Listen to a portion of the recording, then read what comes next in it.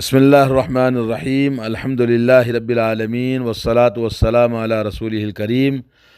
کل جب لوگوں کو یہ بتایا کہ لاک ڈاؤن کی وجہ سے نماز عید اپنے گھروں میں پڑھنا چاہیے کیونکہ یہ سنت مؤکدہ ہے، اور جو نماز عید کی کسی کی چھوٹ جاتی ہے جماعت، تو اس کی قضا پڑھنے، اکیلے پڑھنے کا حکم ہے سنت میں، جیسا کہ صحیح بخاری ہے۔ تو پھر عید کی نماز پڑھنے کے بارے میں لوگ سوال کرتے ہیں کہ کیسے نماز پڑھنا چاہیے۔ تو اس سلسلے میں آئیے عید کی نماز کے کچھ آداب، عید کی نماز کے کچھ احکام اور اس کا طریقہ آپ کے سامنے سناتا ہوں۔ عید کی نماز کے لیے کچھ آداب ضروری ہیں، ان میں سے سب سے پہلے غسل کرنا ہے، جیسا کہ احادیث کے اندر نبی کریم صلی اللہ علیہ وسلم سے ثابت ہے کہ نبی کریم صلی اللہ علیہ وسلم عید کی نماز کے لیے غسل فرمایا کرتے تھے، اور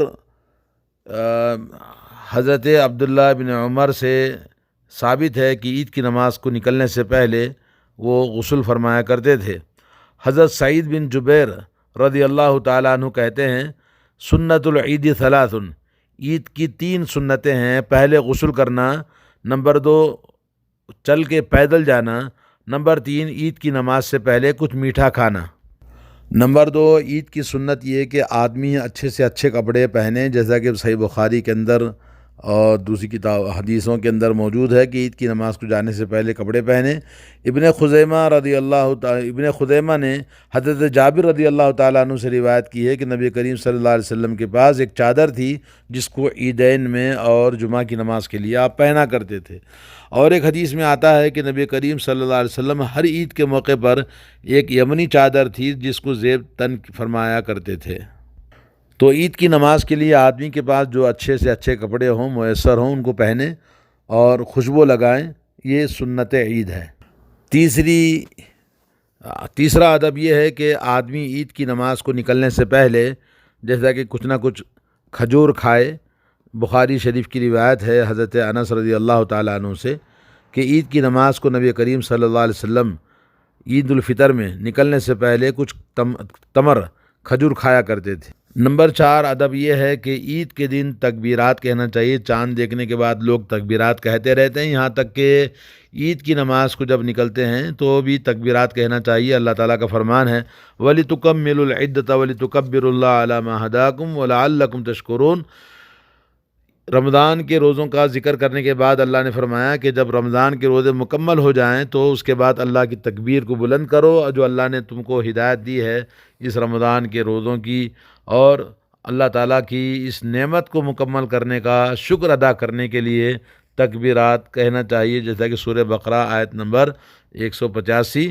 حضرت عبداللہ بن عمر سے ثابت ہے کہ نبی کریم صلی اللہ علیہ وسلم تکبیرات کہنے کا حکم دیا اور کہتے تھے، اور حضرت عبداللہ بن عمر تکبیر کہتے تھے گھر سے نکلنے سے لے کر عیدگاہ جانے تک۔ اور گھروں کے اندر جیسا کہ نماز پڑھتے ہیں لاک ڈاؤن کی وجہ سے، تو اپنے گھر میں ہی تکبیرات کہتے رہیں گے۔ اور محمد بن شہاب الزہری کہتے ہیں کہ لوگ تکبیرات کہتے تھے عید کی نماز کے نکلنے سے لے کر، اپنے گھروں سے نکلنے سے لے کر عید کی نماز کے لیے امام صاحب داخل ہونے تک۔ اور نمبر 5 یہ کہ عید کی نماز کا وقت کب ہے؟ نماز عید کا وقت اس وقت شروع ہوتا ہے جب سورج افق سے تقریباً 3 میٹر بلند ہو جائے، یہ وقت زوال تک باقی رہتا ہے۔ حضرت جندب رضی اللہ تعالیٰ عنہ سے روایت ہے کہ نبی کریم صلی اللہ علیہ وسلم ہمیں عید الفطر کی نماز اس وقت پڑھاتے تھے جب سورج 2 نیزوں کے بقدر اوپر ہو جاتا، اور عید الاضحیٰ کی نماز اس وقت پڑھاتے تھے جب آفتاب 1 نیزے کے برابر اوپر ہوتا تھا، یعنی سورج کے نکلنے کے 15-20 منٹ کے بعد وقت شروع ہو جاتا ہے، یہ وقت زوال کے پہلے تک۔ یعنی آج کل ہم گھروں میں اگر عید کی نماز پڑھتے ہیں تو ہم کبھی بھی زوال سے پہلے تک عید کی نماز پڑھ سکتے ہیں۔ نمبر 6 یہ کہ عید کی نماز کے لیے اذان اور اقامت کوئی نہیں کہا جائے گا، کیونکہ نبی کریم صلی اللہ علیہ وسلم سے حضرت جابر، حضرت ابن عباس کا روایت ہے لم یکن مؤذن یوم الفطر ولا یوم الاضحیٰ، عید الفطر اور عید الاضحیٰ کے موقع پر نہ کوئی مؤذن ہوتا نہ کوئی اذان ہوتی تھی۔ اور ایک حدیث میں ہے کہ نبی کریم صلی اللہ علیہ وسلم نے عید کی نماز بغیر اذان اور بغیر اقامت کے پڑھی، آپ کھڑے ہو کر 2 خطبے دیا اور خطبوں کے بیچ میں آپ بیٹھے بھی۔ جی، عید کی نماز کا طریقہ لیجئے آپ کے سامنے بیان کرتا ہوں۔ وضو کرنے کے بعد جب قبلہ رخ ہو کر اللہ اکبر کہیں گے، رفع دین کریں گے تکبیر تحریمہ میں، جیسا کہ بخاری کی حدیث ہے۔ پھر نمبر 2، سینے پر ہاتھ باندھ کر دعائے افتتاح، اللہم سبحانک اللہم و بحمدک و تبارک اسمک، یا ہے کہ اللہم باعد بینی بین خطایا، جو بھی دعا آپ کو یاد ہے وہ پڑھیں۔ پھر اس کے بعد دعا کے افتتاح کے ختم ہونے کے بعد پھر آپ 7 تکبیریں کہیں گے ٹہر ٹہر کر، ایک ایک تکبیر پر، اور ہر تکبیر کے ساتھ میں رفع دین کرنا، ہر تکبیر پر ہاتھ اٹھانا، پھر ہاتھ باندھ لینا، جیسا کہ ترمذی کے اندر، بہقی کے اندر احادیث موجود ہیں۔ پہلی رکعت میں سورہ فاتحہ کے بعد سبح اسم ربک الاعلیٰ پڑھیں، یا یہ کہ سورہ قاف پڑھ سکتے ہیں۔ پہلی رکعت میں تکبیر تحریمہ کے بعد 7 تکبیروں کے بعد جب آپ نے پوری ایک رکعت مکمل کر لی، تو پھر دوسری رکعت کے لیے جب کھڑے ہوں گے، کھڑے ہونے کے بعد پھر 5 تکبیریں کہیں گے، اور اس کے بعد پھر آپ سورہ فاتحہ کے بعد هل اتاک حدیث الغاشیہ پڑھیں گے، جیسا کہ ترمذی کے اندر یہ حدیث آئی ہے۔ ان تکبیروں میں بھی رفع دین کرنا، ہر تکبیر کے بعد ہاتھ اٹھانا اور ہاتھ باندھ لینا، جیسا کہ امام بہقی کی حدیث میں موجود ہے، اور 2 رکعت پڑھ کر سلام پھیر دیں۔ رکوع، سجود اور قومہ، جلسہ سب اطمینان کے ساتھ کریں۔ یہ چیزیں نماز کے ارکان ہیں، اور نماز اطمینان سے پڑھنا، کیونکہ اس کے بغیر نماز نہیں ہوتی۔ صحیح مسلم میں حدیث ہے۔ عیدین کی نماز میں 12 تکبیریں پڑھنے کا جو ثبوت ہے، آپ اسے دیکھیں۔ حضرت کثیر ابن عبداللہ اپنے باپ سے اور اپنے دادا سے روایت کرتے ہیں، کبر فی العیدین فی الاولی 7 قبل القراءۃ و 5 فی الآخرۃ قبل القراءۃ۔ امام ترمذی، ابن ماجہ اور سنن دارمی میں یہ حدیث موجود ہے کہ نبی کریم صلی اللہ علیہ وسلم نے دونوں عیدوں کی نماز میں پہلی رکعت میں 7 تکبیریں فرماتے تھے، اور قرات سے پہلے، اور دوسری رکعت میں 5 تکبیریں پڑھتے تھے قرات سے پہلے۔ ایک اور حدیث ہے حضرت جعفر بن محمد سے مرسلاً کہ نبی کریم صلی اللہ علیہ وسلم، ابوبکر صدیق اور عمر فاروق، یہ سب کبر فی العیدین والاستسقاء 7 و5 وصلوا قبل الخطبۃ وجہروا بالقراءۃ، یعنی نبی علیہ الصلوۃ والسلام، ابوبکر صدیق، حضرت عمر، سب نے عیدین کی نماز میں اور استسقاء کی نماز میں تکبیر کہتے تھے، پہلی رکعت میں 7 اور دوسری میں 5۔ جی، علامہ ابن عبد البر فرماتے ہیں، بہترین سندوں سے جو بات ثابت ہے وہ یہی ہے کہ نبی کریم صلی اللہ علیہ وسلم نے عیدین کی نماز پہلی رکعت میں 7 اور دوسری رکعت میں 5 تکبیریں کہی ہیں۔ ان سندوں میں حضرت عبداللہ بن عمر اور عمر بن خطاب، حضرت جابر، حضرت عائشہ اور ابو واقد اللیثی اور حضرت عمر بن عوف صحابہ کرام قابل ذکر ہیں۔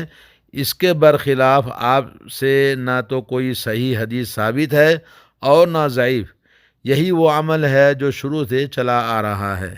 ان تکبیرات کے بیچ میں آہستہ سے وقفہ ہوگا، لیکن کوئی خاص دعا یا کوئی تسبیح کا ذکر نہیں ہے، لیکن بعض صحابہ سے، جیسا کہ بعض حضرت عبداللہ بن مسعود سے ثابت ہے، لیکن یہ کہ حضرت حذیفہ سے، حضرت ابو موسیٰ سے بھی، لیکن یہ کہ عام جمہور علماء نے یہی بتایا کہ کوئی تکبیروں کے بیچ میں کوئی دعا نہیں ہے۔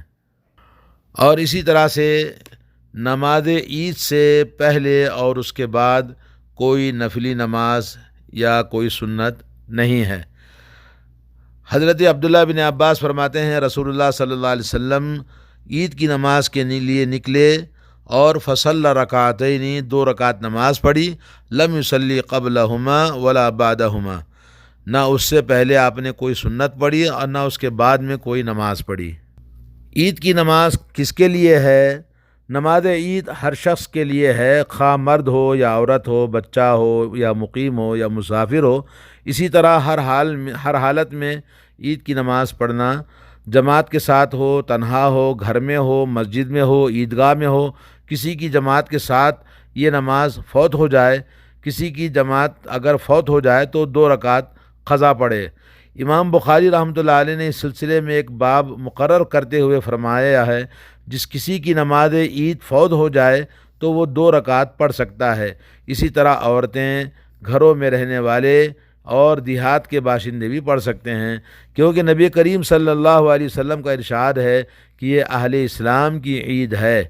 حضرت انس بن مالک رضی اللہ تعالیٰ عنہ نے زاویہ میں اپنے غلام ابن ابی عتبہ کو حکم دیا کہ گھر کی عورتوں اور بچوں کو جمع کریں۔ پھر انہوں نے شہر کے باشندوں کی طرح جیسے لوگ عیدگاہ میں نماز پڑھتے ہیں ویسے ہی انہوں نے تکبیروں کے ساتھ میں نماز پڑھائی۔ حضرت اکرمہ کہتے ہیں کہ وہ لوگ جو سفر میں ہیں یا مقیم ہیں، دونوں میں ان کے لیے عید کی نماز پڑھنا چاہیے۔ عید کی نماز یہ 2 رکعت ہے اور جمعہ کی نماز کی طرح۔ حضرت عطا کہتے ہیں جب کسی کی نماز عید فوت ہو جائے یعنی نماز چھوٹ جائے تو وہ 2 رکعت پڑھ لے۔ یہ صحیح بخاری کے اندر موجود ہے۔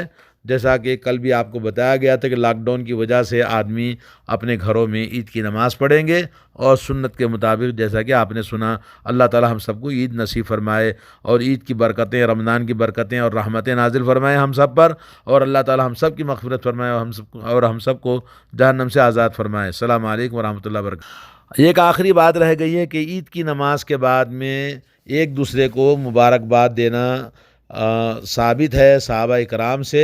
صحابہ کرام عید کی نماز کے بعد عید کے دن تقبل اللہ منا ومنکم ایک دوسرے کو اس طرح سے مبارکباد دیتے تھے۔ اگر ہم ایک دوسرے کو مبارکباد دیتے ہیں تو کوئی حرج نہیں ہے۔ جی السلام علیکم۔